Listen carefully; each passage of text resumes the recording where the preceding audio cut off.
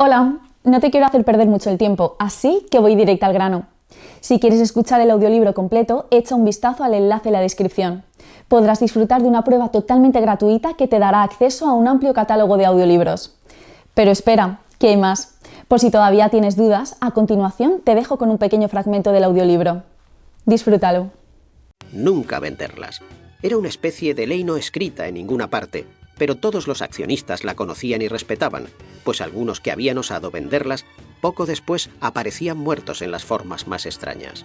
No obstante, estaba estipulado que durante todo el mes de enero de cada año podían pasar a cobrar sus ganancias, y así se hacía puntualmente. Pero las acciones eran tantas, tan repartidas estaban, y su valor resultaba tan pequeño, que eran pocos los que en el mes de enero de cada año pasaban a recoger sus beneficios. Apenas unos cuantos miserables de aquel submundo que se veían sin un penique y acudían a cobrar. En el 90% de los casos esto no sucedía, y aquel local funcionaba sin problemas económicos. Para los más, la acción que poseían les servía como carné acreditativo para ser tratados en el Half Moon como clientes preferentes. El gerente del club era un tipo extraño, silencioso, temido dentro de aquel inframundo y al que apodaban Velatorio, quizás por el color de su piel, quizás porque tenía otro negocio a las afueras de la ciudad, junto a la carretera que conducía a Southampton.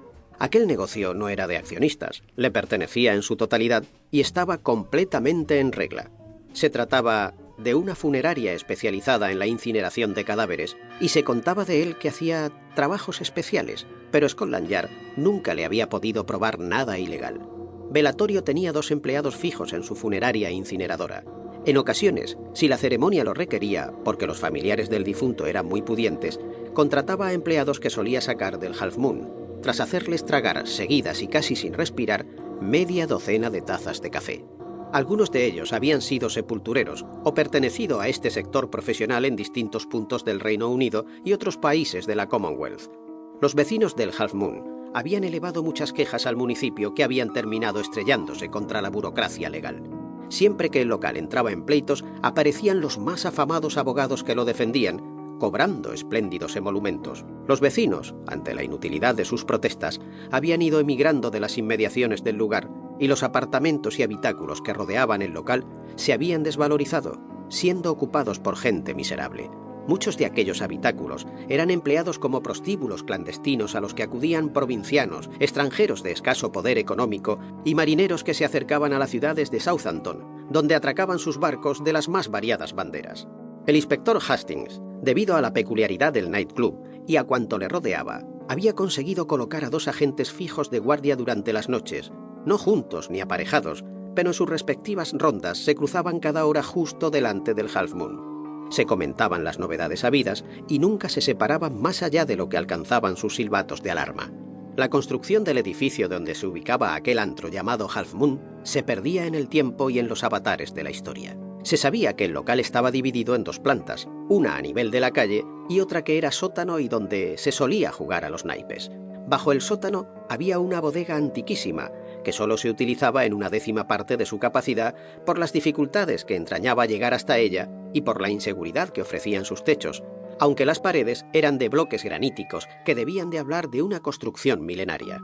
En voz baja se comentaba que allí había mucha más profundidad, e incluso había galerías a un nivel más bajo que el de las propias cloacas conocidas.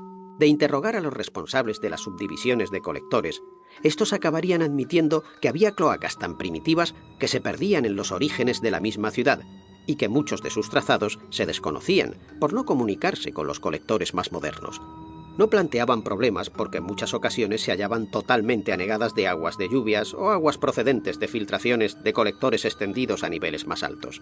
De vez en cuando, al efectuar excavaciones para levantar grandes edificios y ubicar bajo los mismos 2 o 3 subsótanos para estacionamiento de vehículos, se descubrían colectores en desuso y que quedaban seccionados por las construcciones. Se optaba por taponar sus bocas con hormigón para impedir filtraciones a los garajes subterráneos de los nuevos edificios.